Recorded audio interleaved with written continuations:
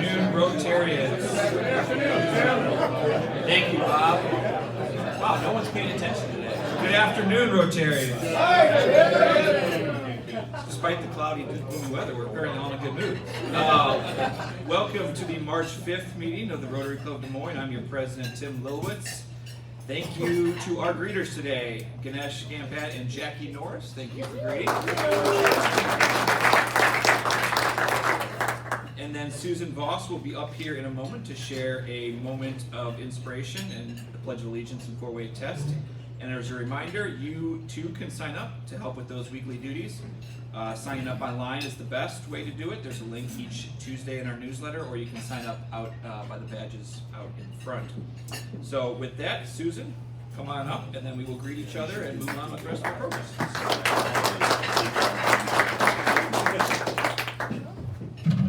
Thank you, President. Before we begin, I think it's only fitting that we want to remember the two Iowans that lost their lives in the recent Middle East conflict. Their sacrifices really service above self, and we should never forget that. Our speaker's topic today is not a comfortable one. So in thinking of something that I could say that would be inspirational, I really went back to look at some of the people who are survivors of human trafficking, and I found this quote from a woman who is a survivor that I thought was very fitting. Remember that every person on the streets, in a club, on the internet, in a hotel room, wherever they may be, have families and loved ones in hearts just as you do, and that they are worthy and enough. When you see us, could you just offer a small smile, extend a small bit of compassion, even though you may not personally understand. Small, simple actions have the potential to make a large impact, and now is the time more than ever before. And that's from a survivor of human trafficking. Now, if you please stand now, and we'll recite the Pledge of Allegiance and then the four-way test. I pledge allegiance to the flag of the United States of America and to the republic for which it stands, one nation, under God, indivisible, with liberty and justice for all. And the four-way test. Is it true? Is it fair to all concerned? Will it build goodwill and better friendships? Will it be beneficial to all concerned? Please greet everyone.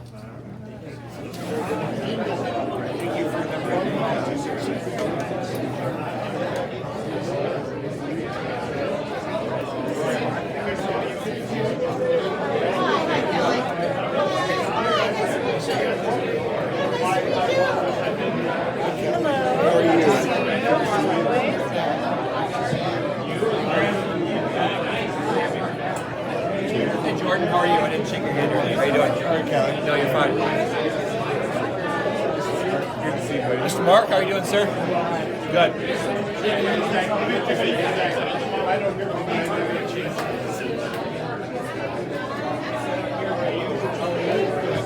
Hey, Scott, how are you doing, man?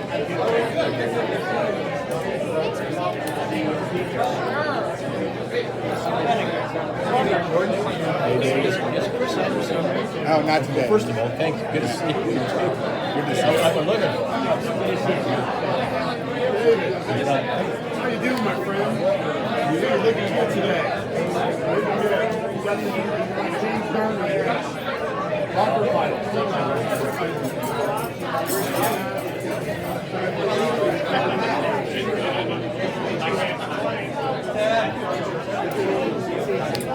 Scott, good to see you, buddy.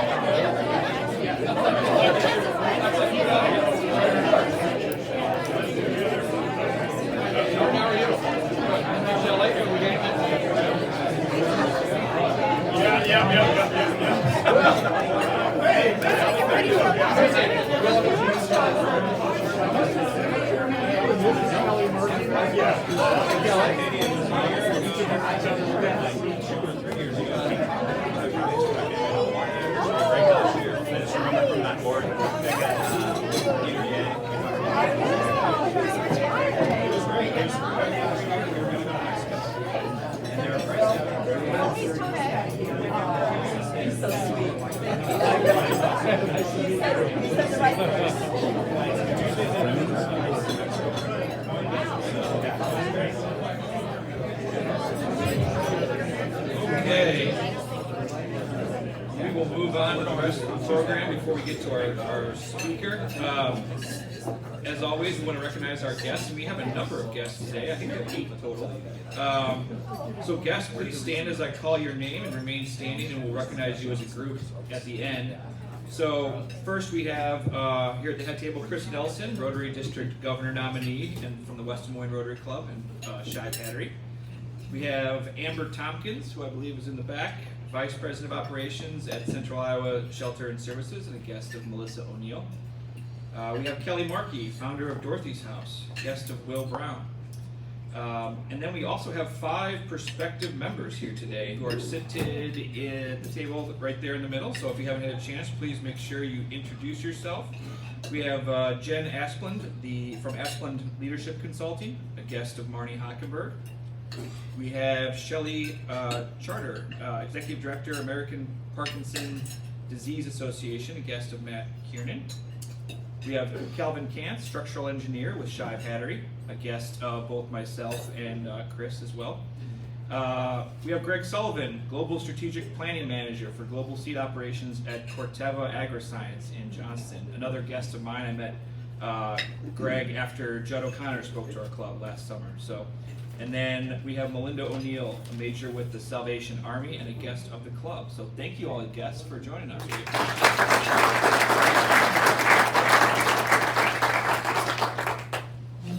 Next, we do have a Where in the World is Club 27 today for our numerous guests. The Rotary Club of Des Moines is the 27th Rotary Club in the world of over 36,000 founded. Today we have Kashan Merchant, who was hiking with his wife in the Volcanoes National Park on February 15th. Is Kashan here, by the way? No? Okay. And apparently they heard an intense rumbling and were lucky enough to witness the eruption of, I think I'm saying this right, Kilauea, I think it is? Kilauea. Okay, thank you. Kashan, whatever, you know, it sounds Kashan reported that the whole sky turned orange in a matter of minutes, and 1,000-foot sprouts generated 3 times the energy of the total U.S. electrical grid during the first hour of eruption. So, amazing picture, and thanks Kashan for sending that. It beats the heck out of another Salthaven picture in front of me. So please consider taking us with you if you're going somewhere amazing, even if it's not as amazing as the volcanoes. And see Kitty about getting your photo up here. All right.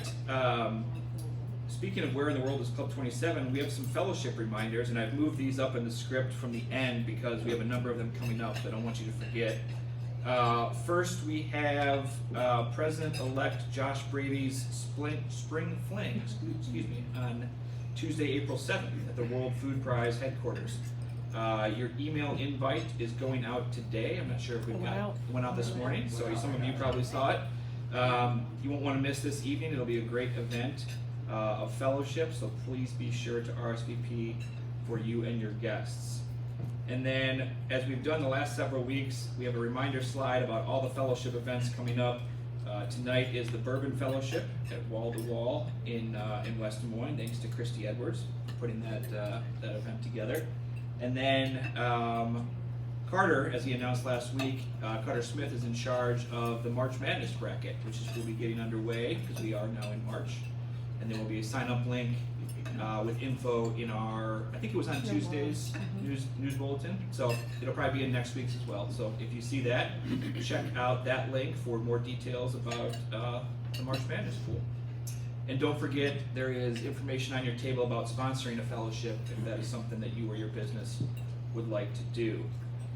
And speaking of flyers on your table, we have one that was we have a $50 contribution to our Rotary Club Des Moines Foundation from our own Jackie Norris, who put her son Cole on the photograph right here. Cole Norris is a captain for the Air Force rugby team, and they are in town to play at the University of Iowa. So Jackie tells us it'll be a hard-fought match on the pitch at the Des Moines Rugby Club on Saturday at 1 p.m. and it's on, rain or shine.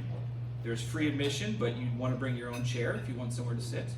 And there will be barbecue and beer afterwards. And so I'm not sure if anyone in this club knows anything about rugby. but I know we all know about barbecue and beer, so I'm sure you will enjoy it if you make it out to West Des Moines on Saturday. Thank you, Jackie, for sponsoring that. Okay, before we get to our speaker, we missed Rotary Law and Disorder last week, so we have it back this week. The song's always a little late, but Not always. you know, Kitty does her best with our limited IT resources up here. For those of you of our guests or those wondering, Rotary Law and Disorder is my attempt to have a little fun with my chosen profession, the legal profession. So some of you know there are very good attorneys out there like myself, and there are some that are not so good, right? So that brings us to the case of Pearson versus Chung, 2007 in Washington, D.C. Roy Pearson was a lawyer, a law school graduate. He was a civil rights attorney for several years. And then he was appointed to be an administrative law judge in Washington, D.C., and he was apparently very particular about his clothes. So the Chung in the case is a family-owned custom cleaners, a dry cleaning and tailor business. So one day, Mr. Pearson dropped off a pair of his suit pants to be altered at Custom Cleaners. He wanted them ready in 2 days, so he came back in the 2 days, and they weren't there that day because the owners explained and apologized, hey, we sent it to our other store across town, right, so come back tomorrow and we'll give you your pants back. So he does, and apparently he wasn't in a good mood. He was presented with a pair of gray suit pants, and immediately Mr. Pearson claimed those were not his pants. And the Chungs, who had immigrated from South Korea, of course didn't speak very good English, but they showed him the receipts and everything that they had to show that these were the pants he dropped off. Well, Pearson didn't believe them, and again claimed these were not his pants. I'm not sure if he would have tried them on or something, but it seemed he would have figured out whose pants they were. But Pearson immediately demanded the price of his pants, which he claimed was almost $1,200. And the Chungs, of course, said, well, no, we're not going to pay you $1,200, and politely rejected that offer. So Mr. Pearson sued, of course, representing himself. Does anyone want to guess the amount of money Mr. Pearson sued for? $67 million. How do we get to $67 million? Well, Mr. Pearson, of course, enormous emotional suffering for losing his pair of pants. But he also included, and I thought this was pretty creative, $15,000 for the cost to rent a car, he didn't own a car, every weekend for the next 10 years to drive to another dry cleaners to have his clothes cleaned because he couldn't trust the Chungs anymore. Seemed to make sense in his head, apparently. And then he also wanted over $50 million pursuant to Washington, D.C.'s consumer protection statute that he claimed would help other consumers in the district sue fraudulent businesses such as the Chungs. So during the case, in addition to the lost pants, Mr. Pearson focused on that consumer protection statute, and he focused on a sign that said "satisfaction guaranteed" in the window of the dry cleaners. And I thought this was beyond funny, maybe only for me that does litigation, but as part of his discovery request to the Chungs, he asked them to identify all dry cleaners known to them in the Washington, D.C. area, the United States, and the world that advertised satisfaction guaranteed in their window. Naturally, the Chungs did not respond to that discovery request. They did, however, offer him $3,000, $4,000, and even $12,000 to settle the lawsuit, all rejected by Mr. Pearson, even though he apparently could have bought 12 pairs of nice pants with that money, because he said he was fighting for consumer protection. So, in the end, you'd be happy to know that justice did prevail. Judge Judith Bartnoff found in favor of the Chungs and also awarded them their court costs and stated she was considering awarding them their attorney's fees. However, the Chungs, being the nice people that they are, explained to the court that they had actually opened a GoFundMe page and had actually gotten funds for all of their attorney's fees. So, however, after the ruling, in addition to losing his court case, Mr. Pearson lost his position as an administrative law judge due to his actions, and then was suspended 90 days by the DC Bar Association for his conduct apparently unbecoming of an attorney. So, Does anyone know my dad joke based on this? Can you think of the dad joke based on this case? It is a suit. This is a cautionary tale. Remember, next time someone tells you they want to sue the pants off somebody, remember this case, that it might not be the best thing. So that's your Rotary Law and Disorder for today.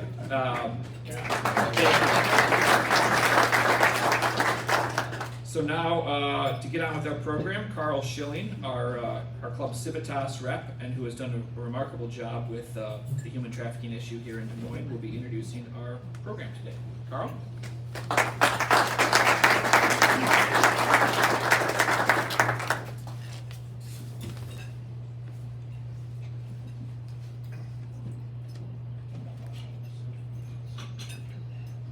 Some years ago, I met the first executive director of the Iowa Civil Rights Commission, and I'll never forget his statement, it was James Thomas, that no one is better than Iowans at solving problems, but first you have to convince them that there is a problem. Ray Fiedler is in the forefront of those working hard to make Iowans aware of the problem of human trafficking. Ray is a retired special agent with the Iowa Division of Criminal Investigation. Spent 28 years with the DCI, starting with the first 4 years at the casino in Clinton. After being transferred to Fort Dodge, he spent the remaining 24 years in Major Crimes Unit, investigating homicides, kidnappings, sexual assault, burglaries, and other felony-level cases. He's conducted training in elder abuse, sexual assault, and officer-involved shooting investigations, as well as active armed encounters. As I said, he was retired. He took a week off and became the coordinator for the Iowa Office to Combat Human Trafficking in the Department of Public Safety's Division of Intelligence and Fusion Center.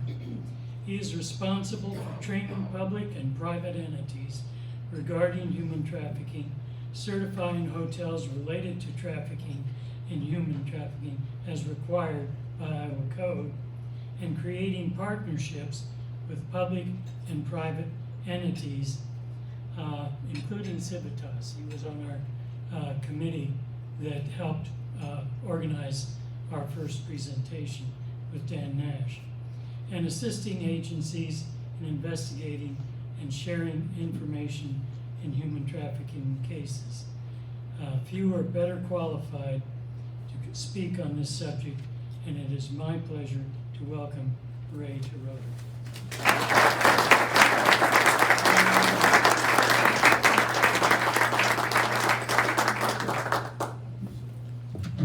Thank you, Carl, and thank you for the invite to come here to speak today. I can't speak highly enough or give enough kudos to you guys at Rotary for the partnership that we've had with you and throughout the state, and especially here in the Polk County and surrounding areas. You've been very helpful in helping us get the word out, helping us with some training. I got to thank you right off the bat for that. And so we'll get on with this. This is I'm not going to talk that much about trafficking in the awareness and that kind of sense. That's a 2-hour to 3-hour presentation that I give. So I have about 20-25 minutes. So I'll touch on that, and then we'll talk about what we're seeing around the state, what our office does, how many people that are working there. And if you have questions, if you want to wait to the end, that's fine. If you have a question in the middle of it, ask. I was just saying, we were just talking about writing things down. If I don't have a notepad and a pen in my hand, I won't remember it. If I don't write it down, it didn't happen. And so, if you're like me, I'd remember that question about halfway home tonight. So, feel free to ask questions and jump out at me. So, there we go. I'm going to skip these two quick. We'll come back to those. Let's talk real quick about trafficking and what it is and isn't. What we're seeing in the United States is it's not taken. Okay, it's not that abduction scenario, and you'd be surprised how many people think that it's the snatch and grab and take them and run them away. It's not the The little post I saw on Facebook of I came out of Walmart and I saw a zip tie tied around my rearview mirror and I know somebody's going to come and grab me, or that water bottle or whatever. It's not that, okay? What we're seeing, statistics are hard to come by in this realm because it's such an underreported crime.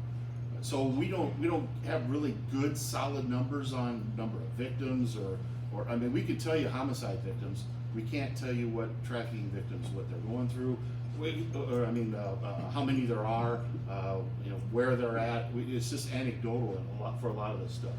One organization that did keep kind of decent stats is Polaris. They got theirs through the national hotline. They ran it until last fall. So they got their information from tips, and they also did victim surveys. So one of the things we discovered in the United States is, and this was eye-opening to some people I talked to. This is a relationship thing. This is not the snatch and grab, okay? I don't know how well you can read that, and I don't like reading slides, but you can see what Polaris came up with. 44% of trafficking victims are brought into the trafficking world by their family. Mom and dad, grandma, grandpa, brother, sister, aunt, uncle, okay? And 40% are brought in by an intimate partner, boyfriend, girlfriend, husband, wife, or somebody they think might be their boyfriend or girlfriend, and have groomed them into, the trafficker has groomed them into that thought process. That's 84% of victims in commercial sex and labor or sex. Those are the two that we really deal with the most. There's a third trafficking out there, organ trafficking, exactly what it sounds like. And we see it prevalent, especially out of the Chinese prisons, with death row inmates there. They harvest their organs and sell them on the black market. I don't do that much research into that. There's plenty of commercial sex and labor to go around. And so that's where we concentrate. And that's where we're seeing these stats come from. So you gotta understand that this is a personal thing. This is not the just snatching somebody off the street. That draws too much attention, especially if it's a kid. We have whole teams related to CART teams, child abduction response teams, related to missing kids and abducted kids. And I've been involved with a couple of them, they get huge quick. I mean huge quick. We got agents and FBI and local law enforcement coming from all over the state when we get an abducted child. Traffickers don't want that smoke. Okay, they want to stay under the radar, and that's why this is a hard crime to detect. I mean, what does labor trafficking look like? It's like work. So how can I tell if some guy out mowing or working on a roof is being trafficked, or if he's actually working it and getting paid? Sex trafficking is a little hard because it hides in the shadows. Happens in hotel rooms or in people's houses. Okay, so it's really under the radar, and that's how these guys want it. And we're trying to get that exposed and get that exposure out for them so they can be put in prison and be held accountable. So that's the quick version of trafficking, okay? You heard my background, it's from law enforcement. So the Network Against Human Trafficking does a great job lobbying, and they did a great job a couple years ago of getting the penalties increased in Iowa. We had a hodgepodge of B, C, and D felonies. D is the least, A is the most highest felony level crime. We had a hodgepodge of B, C, and Ds depending on the age of the person and what you did to that person for penalties. And oftentimes it was not equal to the crime that was committed. So now, as of a couple years ago, if you traffic as an adult, if you traffic an adult in commercial sex or labor, and I get convicted of that, that's a B felony. B felony is 25 years, and they made it what's called a forcible felony, so you get 50 to 70%. I don't know of many judges that where I worked up in north central Iowa, that if we asked for that 70%, we were probably going to get it on this crime. Okay, so 25 years, 17 and a half mandatory, and if I can get you on a couple of them, let's say you're in a hotel room and you can have a guy come in, and then 15 minutes later another guy comes in, that's 2 separate counts. I can boxcar those or run them consecutively, that's 50 years, 35 mandatory.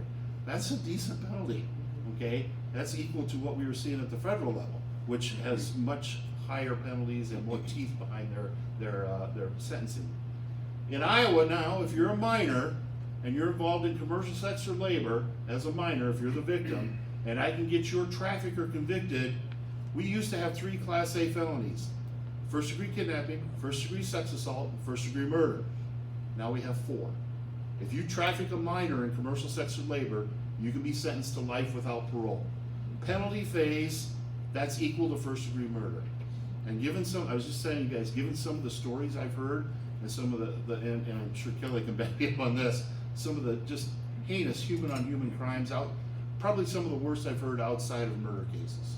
It's just unbelievable what some of these victims go through and the trauma that they go through and they're subjected to. So thank you for the lobbyists, for whoever it was that get these penalties now, because now we're one of the harsher penalty states in the union.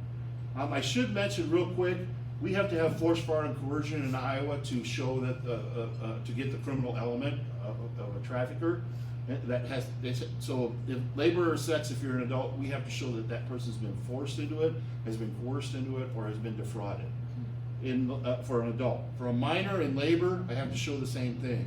For a minor in commercial sex, I do not need to show the force, fraud, or coercion. There is no such thing as child prostitution. And if you see that in the headlines, we just had a case in Cedar Rapids last year where the Cedar Rapids Gazette put out Anderson's child prostitution trial starts such and such. And I called another person that we partner with, Teresa Davis, over in Cedar Rapids. She runs Change Interrupted. And I called Teresa and I said, hey, did you see the Cedar Rapids Gazette? She goes, no. I said, take a look at the headline. And she goes, oh, that's not gonna stand. And that was changed that afternoon. So no such thing as child prostitution. So let's go back real quick to this. This is our website, stophtiowa.org. So we have different levels of the website show what kind of understanding trafficking is. It's just brief explanations on kind of some things to look for and who to report to. As mentioned, we do the hotels. So if you receive public funds for reimbursement, like for me, I have to front my hotel money when I go someplace, and then I turn in receipts and everything, and I get reimbursed. If I receive public funds for that, which I work for the state, so I do, then I have to stay at a location that's certified through our office. And it has to have the commissioner's designee, which is me, and have the commissioner's signature on the certificate. So we do all of that. And if you work for a public entity, city, county, any kind of government, schools, they have to stay at a hotel that's certified. You click on that where the blue circle is, it'll take you to a map. And what we do is you can scroll in on the map, you can click on the numbers that'll take you down. It shows what hotels are certified. I try to keep it up. I was telling these guys these next few weeks, I was on vacation last week, and these next couple weeks I'm on the road 4 to 5 days a week. So I try to keep it up as best as I can, as up to date, but it'll show you the locations where the hotels are certified. Or if there's a town you're staying in, type in the town, it'll list the hotels. And they have to take every individual that works at the hotel, or if there's a restaurant attached to it, physically attached, or like in this case, Prairie Meadows out here with the casino attached to it, they have over 700 people that have to take the training. And we try to make it as least intrusive as possible. About 20-minute video with just the basics, and then they have to pass a 10-question test. And all that, and then they have to send all the names to me so that we can make sure we're tracking of who's taking the training. So far, last I checked a couple days ago, it was about over 33,000 people in the state that have taken the test and training. So we're getting information out there. Hopefully we're seeing more results, let's put it this way. And I'll show you a graph here in a second. Also, on our website, we have a reporting feature. If you want to use the website to report, it'll take you to a page, you just fill in the blank and hit submit, and it comes to me. It comes to the analyst that I work with that specializes in human trafficking, and it comes to my supervisor. And I just listed off the 3 people that run the Office to Combat Human Trafficking. So, we're doing the best we can, folks. Otherwise, if you go scroll down the page, one more page, and I don't have a picture of it, we have our tip line. We started a tip line last January because I'll talk about it at the end. I have a slide with it. So let's jump to this. This is what we're seeing in Iowa right now. So we saw the National Human Trafficking Hotline is the blue chart there. We saw those numbers start to drop and remain kind of even over the last 5 years.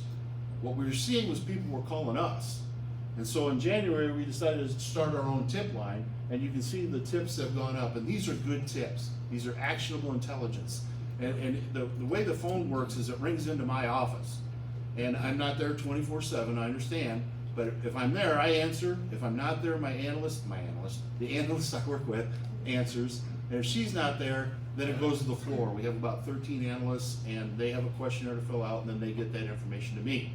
And then we decide, do you want to be contacted back? Do you want to remain anonymous? I'll call back, and then we'll work up that information and get that out to the local agencies that it affects, the local jurisdictions. And like I said, the information we're getting is better than what we were getting from the hotline, national hotline. So you can see the tips go up, and you can see the kind of charges that we're seeing over here on the chart.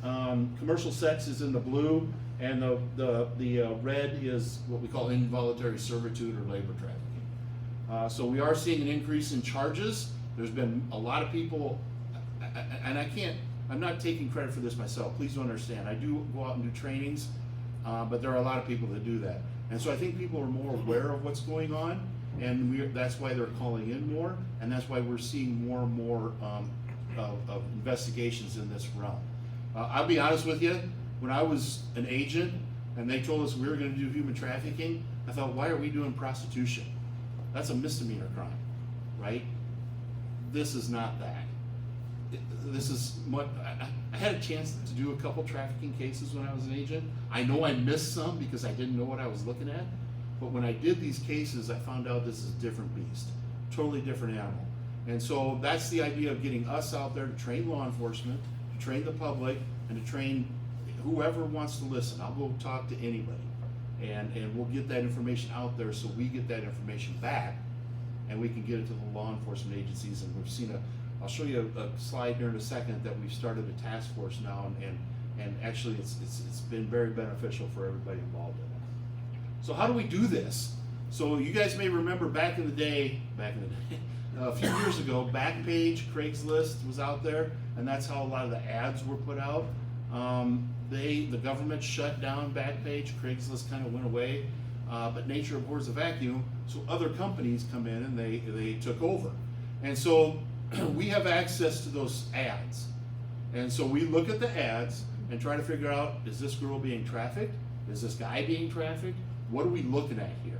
And a lot of times you can tell, because if it's a girl that's being trafficked and her trafficker's a male, he'll write the ad for her sometimes, and you can definitely tell that the guy's writing the ad, okay? We look for different connections, different associations, and we do that through a couple different tools. Spotlight and Traffic Jam are kind of similar, and they give us an idea of what the people are saying in the ads, and they have different sub-tools, I guess, underneath of them where we can make associations to phone numbers, facial recognition, and things like that. Because the girls, I do this, I know it's not just girls that are victims.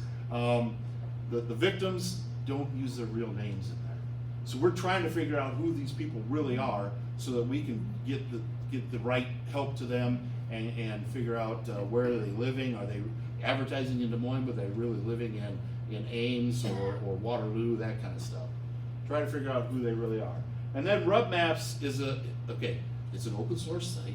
Do not look at it on your work computer, okay? But it's basically tracks if there's a illicit massage business, the massage parlors here that are doing commercial sex through their massage parlor, we call them IMBs, illicit massage businesses. If that's in your area, let's say I've got to go, next week I'm going to Dubuque to speak. So if I go into Dubuque on Thursday night and I'm staying overnight to speak on Friday, I want to see, okay, how many massage businesses are there to do this in Dubuque? I type in Dubuque and it lists them out for me. That's the open source site, okay? We pay extra for the review site, and that is unbelievable how detailed some of these guys will get. The Johns, the demand side, the buyer, the sex buyer, is the John trick or play. The Johns will leave reviews on the girls in these massage businesses, and so we can read those, and that's great for investigators and great for the case when we go back to take that to trial.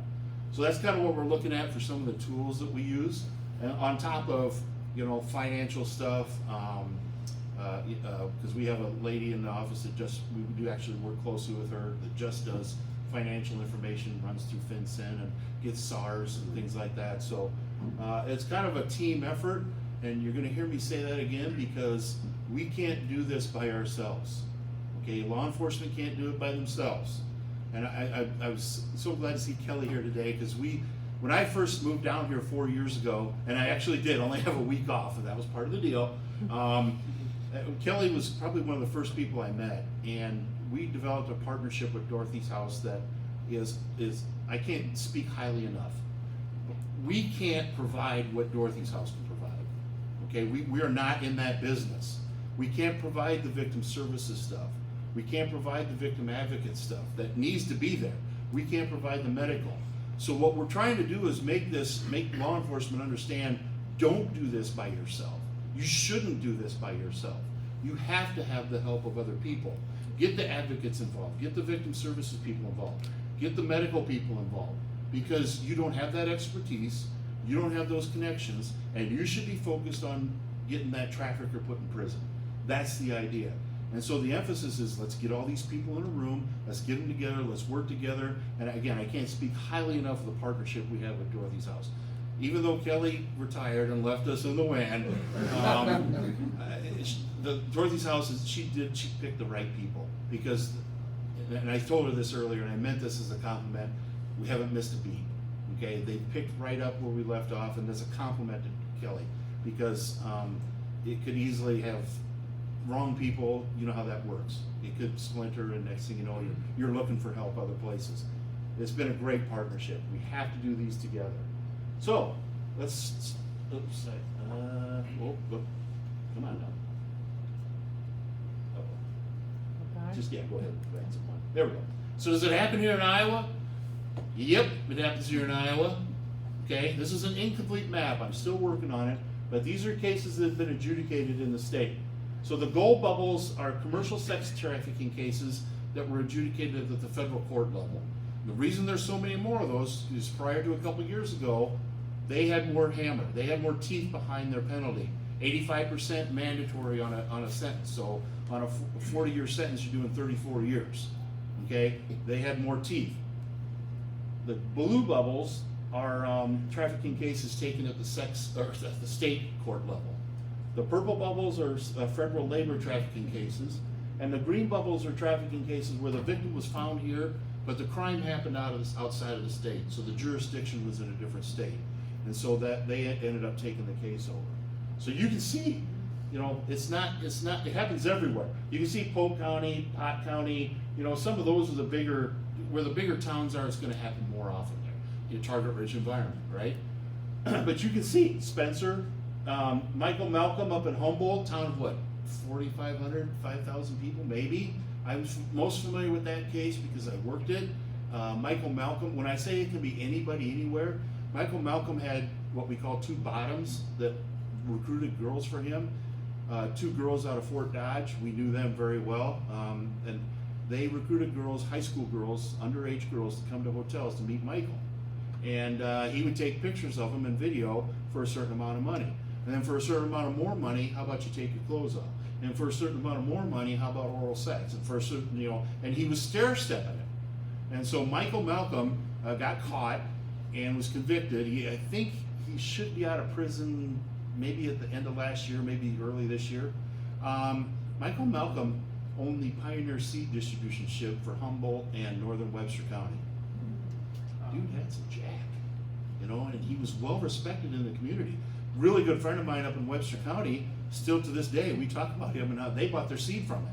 He was such a good guy. I can't believe he did this. Well, maybe he wasn't such a good guy. So yeah, it does happen here in Iowa. Okay, I'm gonna let you run, I think. So let's see, gotta go back to the state one, and then, okay, forward to this one. There we go. So I had a chance, we like I said, we'd go do training around the state, and we would train not just, like I said, public and private entities. We also went to a bunch of narcotics task forces because drugs and this go hand in hand. And we were talking to one of the group there down in Burlington, and we worked up a couple example cases of what we can do for them and help them out. And one of the cases we worked, just by luck, happened to be a girl that one of the detectives in Burlington knew. And so he came up to us after and said, hey, I know that girl, I've seen her around. And so we talked about her a little bit, and he saw her 2 weeks later at a search warrant at a drug house. And he recognized her and walked up to her and said, "Hey, are you okay? Are you safe? We know what's going on. Do you want some help?" And she said no.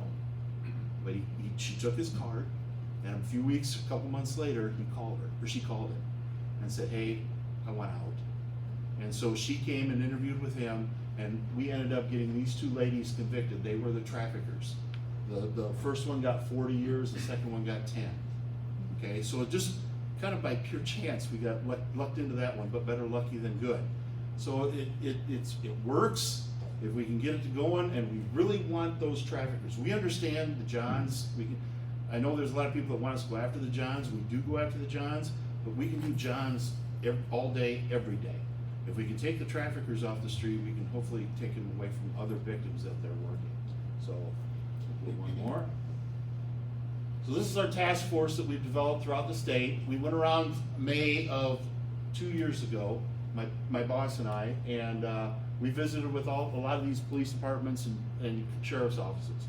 So the black ones are ones that are current members of our task force, and the orange ones, we're waiting for them to sign an MOU to join in. And so what we're seeing is these people and these agencies are sending their officers and their detectives to training around not just the state but around the country in order to get better at this. And so now we have a group of people that can be relied upon to help out in projects, or if just yesterday I got a call from Muscatine, and this guy, Muscatine's not on our group, and the guy was kind of lost as what's my next step. The detective was. I said, "Here, let me give you a name," and I helped him what we could. I said, "Let me give you a name of a guy in Bettendorf we work with," and he knew this guy. And so now we've got that connection, that network, which is extremely important because these people are mobile, right? They don't just work here. They'll work here and Quad Cities and Vegas and Florida. The connections are extremely important in order to facilitate getting these traffickers behind bars. And we were very pleased. We were hoping for maybe 15 to 20 people. We got 29 agencies, I think, and 30 some odd detectives now that are on this task force, and we're expanding it. So we've been truly, truly blessed to have these people be able to do this, and the agencies that are willing to give the time to it, even though it's only part-time. It's not full-time. We know that they can't devote a full-time detective to this. We get that. But if we can ask them for help when we have projects, or hey, this guy needs help, and they can make a phone call, perfect. That's what we're after. Okay, so this is our hotline. This is the one I said that rings into my office. We developed this because we weren't getting the tips from the national hotline. The national hotline, it became a problem enough that it got to Senator Grassley's desk, and he said, "No, we're changing things." And so they put this up for bid. Last fall, the bid was decided upon, and there's another company that does it now. So still, I get a lot of the statistics from Polaris, but they don't run the hotline anymore. Because of the issues they were having with the hotline, we just decided to develop our own tip line. So this is it. You can go to our website, or you can call this tip line, and we will get that information. We'll send it out to the agencies that are affected by it. So if it happens in Waterloo, we'll send it to Waterloo PD. If it happens in Quad Cities, we'll do that. So that's kind of the information there. And I think I got a couple minutes. I got one slide left, I think. Yep. So this is a video that was given to us by Des Moines PD. It's a minute long, and I just kind of want you to, the trafficker is on the left. The girl is in jail. She's on the right. She's the victim. I think she's in jail at this time for narcotics. But she was a victim of trafficking by this guy. At this time, this guy is out of jail. Okay, he's being investigated, so he's out of prison at the time of the video. Today, he's in prison for trafficking. Okay, we were able to get Des Moines PD was able to get the case developed and get him adjudicated at the federal court level. So what I'd like to do, if you could play that. Oh, there's gonna be a buzz, hold on. Okay. No problem. So, what I'd like you to do is just kind of, it speaks for itself. It speaks for itself. About my money, and you say, "Man, I got a way we can make a lot of money." You don't think I would say, "Okay"? out. That's Right, now right. we You thought wrong. about yourself and you thought about how you could better. You thought about how you could better yourself, not how you could better our family. No, Therefore, no, you're disloyal. that's not how I thought. I thought if you're myself, Shut up. because you, I told you to shut your mouth. You better stop forgetting who the fuck you're talking to. You understand me? Do you understand me? Okay, so I apologize, I should have warned you about the language ahead of time, but I like to show this because it's real life, okay? How much control does he have over her? A lot, right? He can't physically touch her, but the amount of control he has, she fights back a little bit about halfway through that, right? And then you see her, this is the reaction I always wanted and was looking for when I was interrogating somebody trying to get them to confess to a crime. It's here, and then it's here, and it's here, right? And at the end, she's like, yeah. And I hear, she's defeated. She's beat. And she lives that every day. Every day. I know if I talk to my wife like that, I'm looking at my clothes on fire on the front lawn. so she's just puts up with it because she's been beat down so much through him, and he's very good at it. She's convinced, probably, I don't know her case that well, my guess is she's convinced that she loves him, that he's the boyfriend, because he treats her that way. It's a very abusive relationship. Think domestic violence, domestic abuse. So that's, if you go, I think the next slide has my contact, yep. So feel free to give me a call or email me, or that's our general stuff, but it'll get to me. I'm free. They give me a car and a gas card and let me travel the state. My boss is really good about letting me do my thing. So my general, like I said, my general is about 2 hours. But if you have any questions, I'll be happy to answer. Just like take one and then you can stick around, right? Is that the first minute or two? Yeah, I Okay, get, perfect. yep. Go ahead and take one. How do you notice human trafficking? Thank you. Yeah, we talked about this before, and I said, if I don't get to it, remind me. So a lot of the times the victims will be who they want them to be. So they're going to dress older than they are, because the targeted group right now by these people recruiting for trafficking is middle school age kids. Now, that's not the only people being recruited, but that's the target. They can make a lot of money with those kids, okay? So look for kids that are dressed older or by themselves. Look for people that are hyper vigilant around hotels, because they're doing counter surveillance on us and you. They want to make sure that they're not getting caught by us. You'll see the beat down look, that look, we call it the look of the victim. A lot of times victims won't look at you, they'll look at the ground, because that's what they're trained to do. There's a variety of things you can look for. On our website, it explains it a little better. I know I'm running out of time, that's why I'm short shifting your answer, but yeah, there's a lot of things you can look for. Maybe the trafficker is bold enough to do something like this on the street or in a hotel. Or if you see a lot of traffic in and out of a hotel room, especially male traffic, and you don't see the female in there, that could be an indicator that there might be something going on. All right.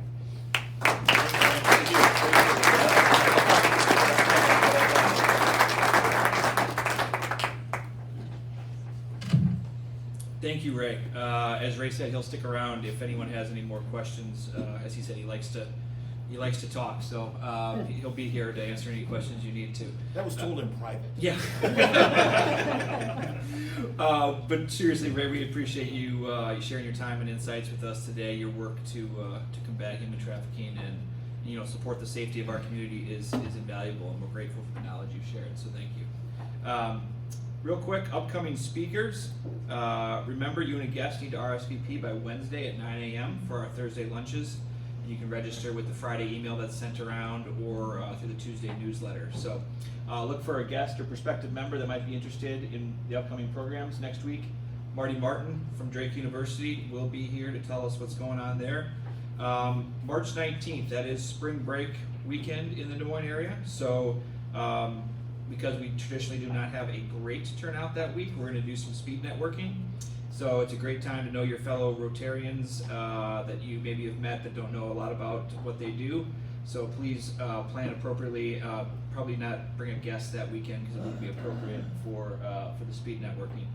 And then March 26th, Carolyn Myers, Director of Education for the Des Moines Performing Arts, strengthening students, schools, and communities. A peek behind the curtain of the Iowa High School Musical Theater Awards will be here to share that interesting program. So, a reminder of a couple other networking opportunities. As we've said, March 10th, next week, will be Dick Stauffer at Morning Fuel, Freedom Blend Coffee on Hickman from 9 to 10 a.m. And then Jackie Norris on Tuesday, May 5th will be our featured Rotarian for Fuel on those mornings. Thank you, members, for being with us today and for being a vital part of the Rotary Club of Des Moines. Thank you to all of our guests. Appreciate all of you being here with us. And don't forget, this weekend, shout out to Sean Mullen. Where is he? Right there. Spring ahead, right? So change your batteries and your smoke detectors. Or as Jackie told us in the elevator up, at least put it on your list so you can do it 8 months later. But that's fine. At least you got it done. So, as I say every week, stay true to the good. We are adjourned. Thank you.